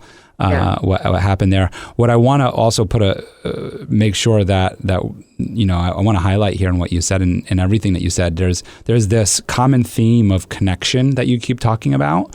We relate it to intuitions, we relate it to health, and we relate it to right now, and when we're talking about the pandemic, in connection, in human connection, and how important and how vital that is.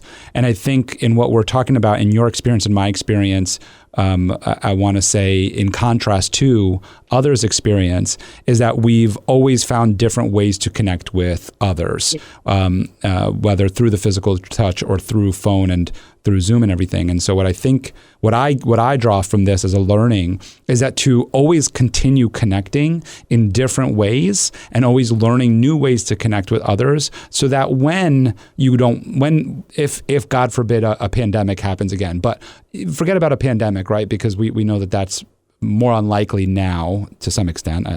God, I don't want to speak this way. Anyway, but what I'm trying to say is that what is likely is that you're going to be distant from family. They're going to travel. They're going to go far away. You're going to travel. You're going to move. You're going to be distant. But if you always keep open lines of communication via phone, social media, Zoom, and everything, and become more accustomed to doing it more often with others, then you can bring in that connection in other ways. If you're Zooming with friends and your parents or your siblings or your lovers or whoever that are very close move far away, but you're so used to Zooming, then when you connect with that loved one from far away, it's going to feel like what we were talking about earlier on, where you'll have that pattern recognition, that intuition will start popping back in, and you're going to be able to connect with them better. So I really picked that up from this conversation. And I love where we kind of went there. It was like, wow, a little healing there for me of like, wow, I could speak about this. I can speak freely about this. Feels good. Again, you have so many things going on your website. There's so much that I would love to get into with you. But one of the things that popped out for me was your secret healing recipe. Not that I'm asking you to share your secret, but I am very curious as to what it is, how it's helped so many people, and kind of like what was the whole start of this, the impetus of this recipe. Yeah, well, the secret healing recipe is actually quite simple. It's compassion and listening. The most powerful thing we can do for any other human is to witness them, listen with an open heart, and offer compassion for whatever their challenge or experience is. And Anthony William actually says that compassion is the biggest healer. The most powerful healer there is compassion, beyond food and supplements, which are still important. But when you have compassion, when you offer somebody compassion, when you can listen to them, hear their story, meet them where they are, it is healing. Think about when you've been able to share yourself, like the most vulnerable parts of yourself, with another human. How healing is that? To be able to be witnessed in that vulnerability, to be able to witness when you're down in your dark moments and you have a person that you can speak to in that moment who really understands. Because compassion is the understanding of suffering. And that's the secret. Well, that's very deep, and I love that. And I am very proud to say in this moment right now that you're bringing up, in that the company that I founded on the heels of the pandemic, in 2021, which is Den10 Insurance, one of our core values is compassion. Oh, I love that. Our core value is compassion too. It's our number one core value. Yeah, it's so powerful to acknowledge that, even in a business sense, because I believe in heart-centered businesses. I believe that our businesses represent who we are, and we can marry up these ideals in a way to bring them to reality, to practicality in front of people, and bring them to people. And we can have compassion ooze through everything that we do, every action we take, every person we speak to, every person we connect with, everyone who interacts with our business. We want to be compassionate with them. And that's not just in a healing session, but that's in everything that we do. And so understanding suffering, I think, is what every human needs. Mm. And every human needs to be seen, to be witnessed, to be heard, to be understood. It's a core human need. And it shows up in different ways. And I think that that's where it came up for us in our business was we're very focused on giving back and donating, but then there's all these other things. And actually, Katie, I have to give her credit for this from our marketing, was the one who came up with the word compassion for us. And it's interesting because when I describe our core values to my team and to others, it does show up in different ways. Like it just shows up in all these different ways. And so I love that you said that too. And I was just thinking about it, like being seen and being heard. And you say out of suffering. And I want to make sure that we understand that like suffering can just be being sad. It doesn't mean devastated, right? It could just be like, I just feel sad. And I just experienced this with my wife yesterday, actually. She's going through things at work, and then she was a little overwhelmed about some of the things that we have to do this weekend. And she's a very internal and puts a lot on her shoulders kind of person and internalizes. And she walked into the kitchen and I just see her burst into tears. And for some reason, this time my intuition came in and said, Michael, don't speak, because that's usually my first step. I said, don't speak, just go, because I didn't do anything, right? So I didn't speak. I just went over and I hugged her. And she cried on my shoulder for like maybe another 30 seconds or whatever. And then she just stopped. And I said, do you have anything that you want to say or anything? Is there something going on that you want to tell me? And she goes, no, I'm good. And I was like, oh, cool. Yeah. I was like, wow. Yeah. But that's compassion. Right. That's compassion. Listening. You listened, you witnessed. And sometimes actually, a lot of the time, women especially just want that. They just, it's taken me a long time to learn, by the way.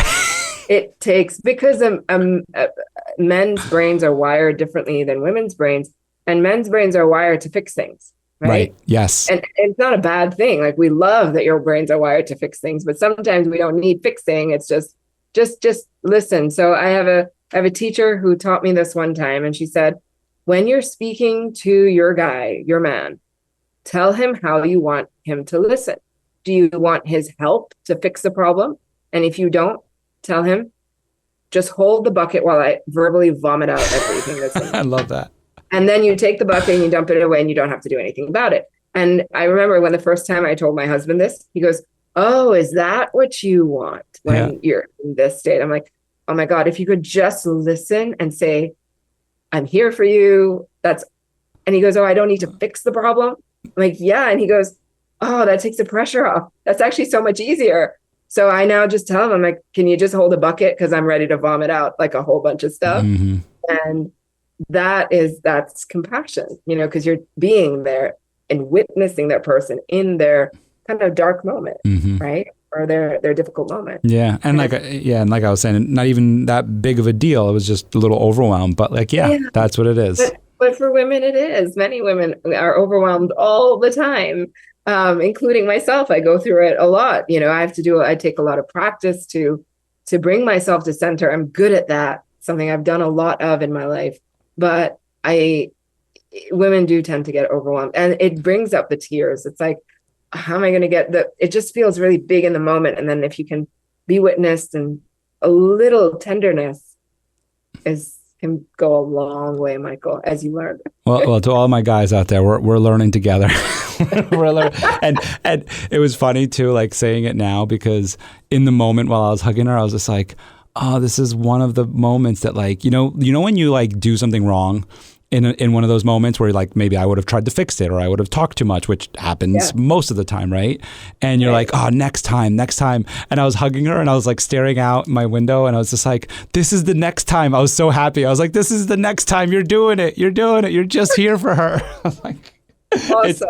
I literally was in that moment feeling it. It was wild. Yeah, no, it's and it's so many different ways that we can be compassionate, right? Like, even like sometimes we'll get long emails from people, and they're not ready to work with us, or, there's no other way for us to help them, just a kind word back and say, thank you for sharing your story. I'm so sorry that you're struggling in this way. And we're here for you if you ever need any support. Or, we actually, speaking of, you were talking about speaking of charity and things like that, we have in our membership community, we started a scholarship program. So we were able to offer people either completely, free to join or at discounts to join because because when people are sick, they're not able to work, they don't have an income or they're struggling with their income. And, I never wanted healing to be available only if you can afford it. Unfortunately, the way the models are set up in the world today, you have to be able to pay for stuff. And so my biggest goal is to how do I make this available for whoever can pay, whatever they want to pay, they can come in and do that. That's my vision.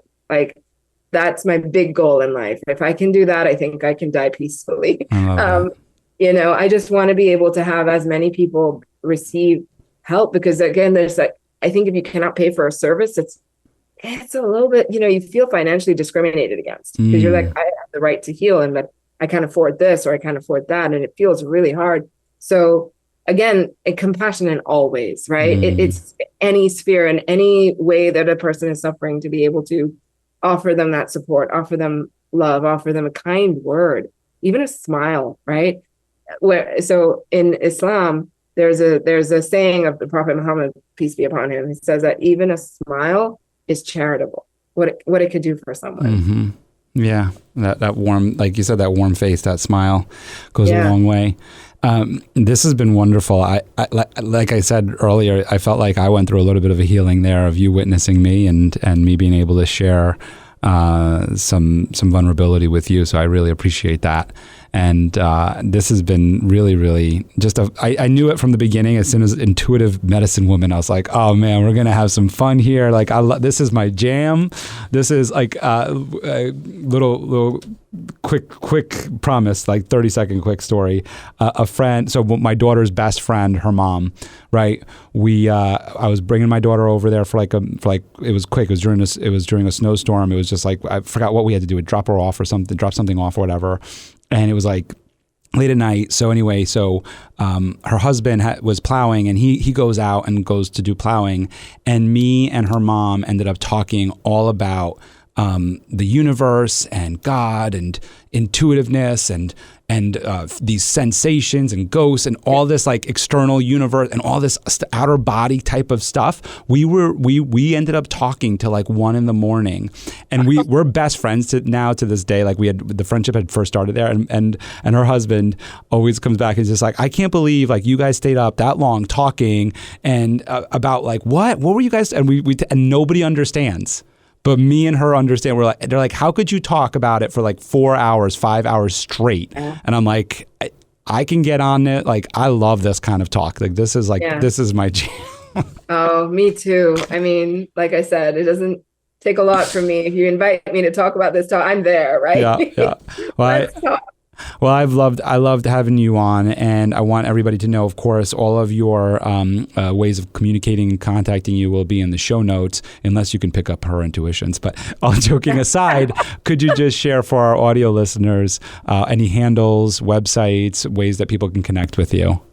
Sure. My website is www.Muneeza Ahmed, my name. It's M as in Mary, U, N as in Nancy, EEZA, Z as in zebra, A, and then AH, M as in Mary, E as in Edward, D as in David, MuneezaAhmed.com. And on Instagram, you'll find me under Muneeza_intuitive. And I've forgotten my handle. You know what? It's so hard sometimes. Medical intuitive. That's my handle. So it's Muneeza_medical_intuitive. And on you can find me the same on YouTube, same on TikTok, same on Twitter. And Facebook is health.with.Muneeza. Thank you. Awesome. And of course, that'll all be in the show notes. So if you're just listening, you don't have to spell it all out. You'll find it all. But just so you know, it's all there. Thank you so much for coming on. This has been really, really awesome. Thank you so much, Michael. I really enjoyed this interview. It's one of my favorites ever. So I appreciate the space and the time that you gave it. And I really, really am honored to be here. Cool. Well, thanks again for coming on. Thank you for listening to The Michael Esposito Show. For show notes, video clips, and more episodes, go to michaelespositoinc.com/podcast. Thank you again to our sponsor, Den10 Insurance Services, helping businesses get the right insurance for all their insurance needs. Visit den10.io to get a quote. That's DENTEN.io. And remember, when you buy an insurance policy from Den10, you're giving back on a global scale. This episode was produced by Uncle Mike at the iHeart Studios in Poughkeepsie. Special thanks to Lara Rodrian for the opportunity and my team at Michael Esposito Inc.